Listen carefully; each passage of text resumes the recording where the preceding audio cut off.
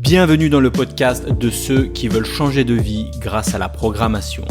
Je partage avec toi des astuces pour mieux apprendre à coder, des conseils pour trouver plus de missions pour devenir freelance et digital nomade, des idées pour vivre différemment, pour vivre selon tes propres choix. Le podcast est disponible sur toutes les plateformes. Pense à t'abonner pour ne rien rater.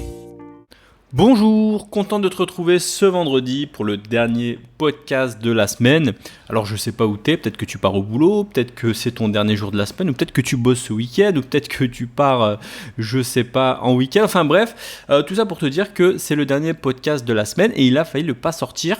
Pourquoi ? Parce que déjà j'ai pas dormi de la nuit, j'ai absolument pas fermé l'œil, enfin si j'ai fermé l'œil, mais je me suis pas endormi, alors je suis pas sorti en soirée ni quoi que ce soit, mais j'ai pas réussi à m'endormir. Alors ça m'arrive très rarement, mais ça m'est arrivé hier soir. Donc voilà, tout ça pour te dire que je suis un peu déphasé, mais j'ai failli pas sortir ce podcast et je vais quand même le sortir. Alors toujours un podcast, enfin pas toujours, mais je vais essayer de faire des podcasts improvisés. Je vais plutôt garder ça pour le vendredi. Je pense que le vendredi c'est cool, c'est la fin de semaine, on est tranquille, on se détend, voilà.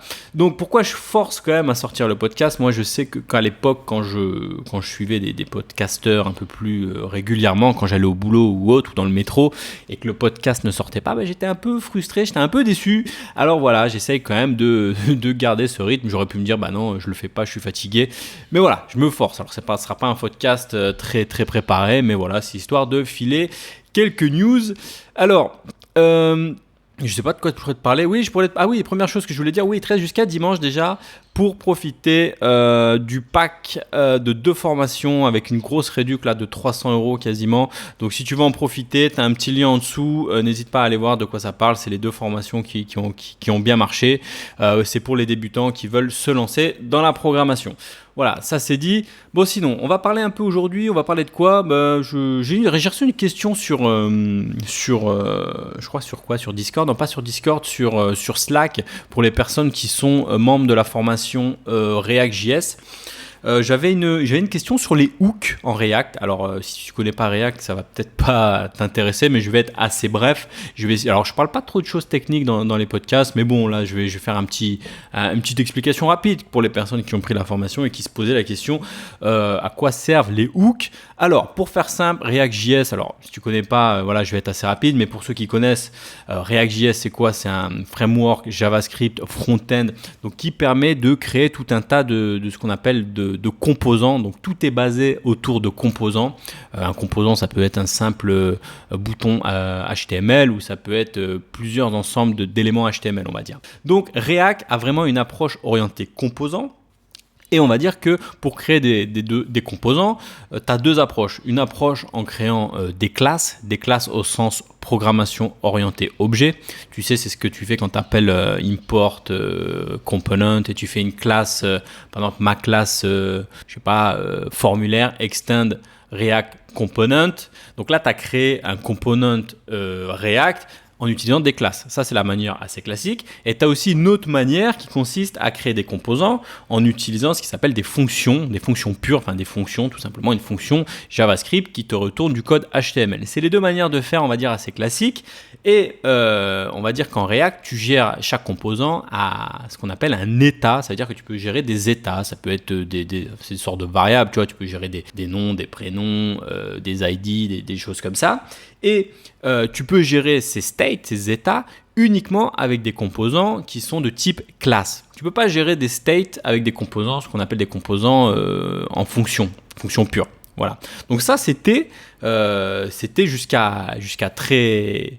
C'était comme ça pendant longtemps, jusqu'à ce que React sorte ce qui s'appelle les hooks. Les hooks, donc en fait, qui permettent, donc il y a plusieurs types de hooks, mais le hook le plus connu, c'est un hook qui s'appelle useState, donc justement, est un hook qui te permet d'avoir des états sur des composants fonctionnels, c'est-à-dire des composants en fonction, qui à la base ne permettent pas de gérer les états.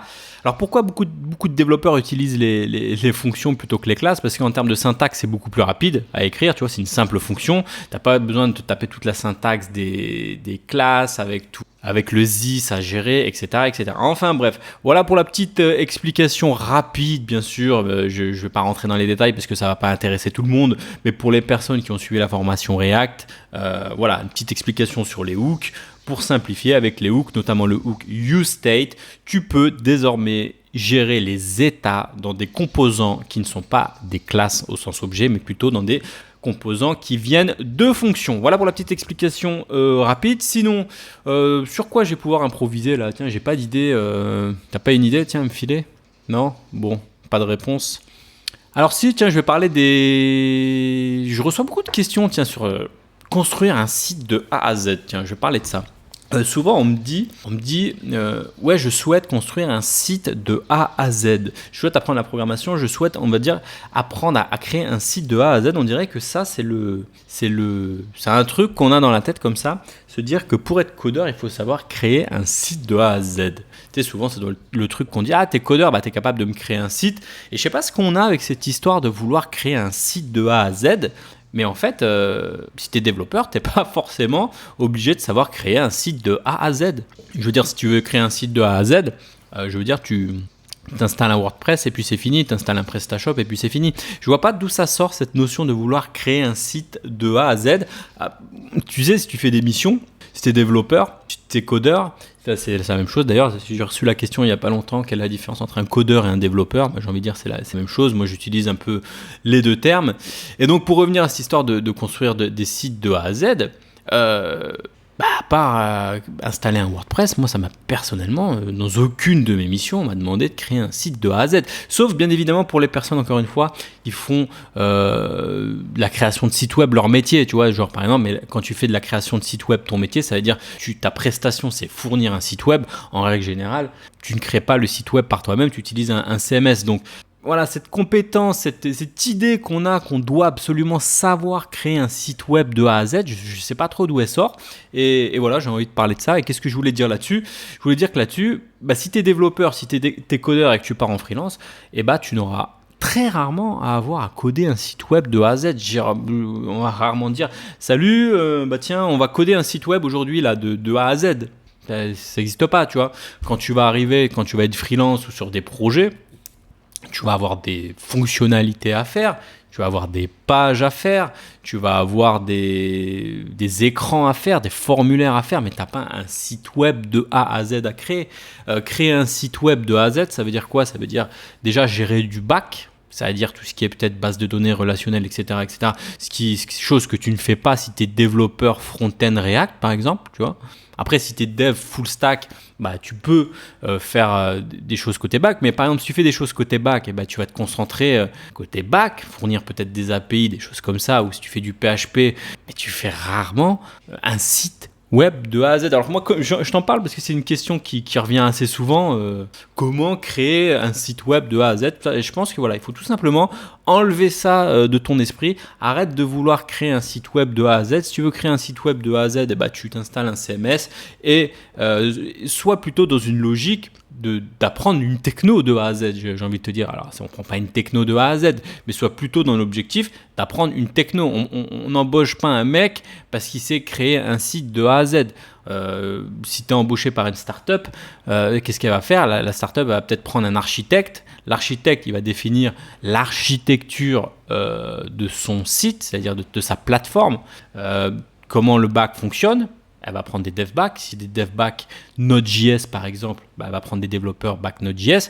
Toi, si tu es dev front-end par exemple, elle va te prendre pour la partie front-end pour faire peut-être quelques écrans, quelques formulaires, quelques fonctionnalités, des choses comme ça. Mais jamais on va t'appeler et te dire « Salut mon pote, viens rejoindre notre startup puisqu'on a besoin de créer un site web de A à Z. On a besoin de coder un site web de A à Z. » J'ai envie de dire, on ne code plus un site web de A à Z. Ça se fait très rarement. C'est souvent, même si au final, le but final, par exemple, si tu es embauché par une startup type, je cite souvent Airbnb, Uber ou autre, peu importe la startup, le résultat final, c'est un site web construit de A à Z. Mais dans les faits, tu ne vas pas coder un site web de A à Z, tu vas juste arriver, participer à la création de certaines fonctionnalités de ce site web de A à Z.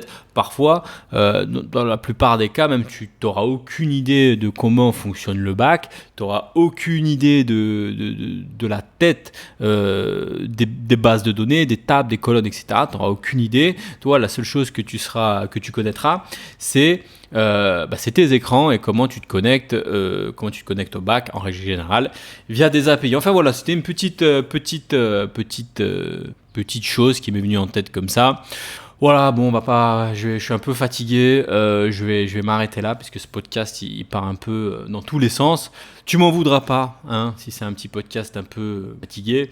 Mais voilà, allez, je te dis à lundi pour un podcast où je serai un peu plus en forme. Ciao.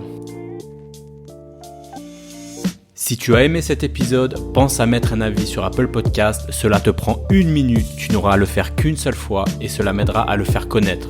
Si tu veux continuer l'aventure des codeurs nomades avec moi, bien sûr, abonne-toi.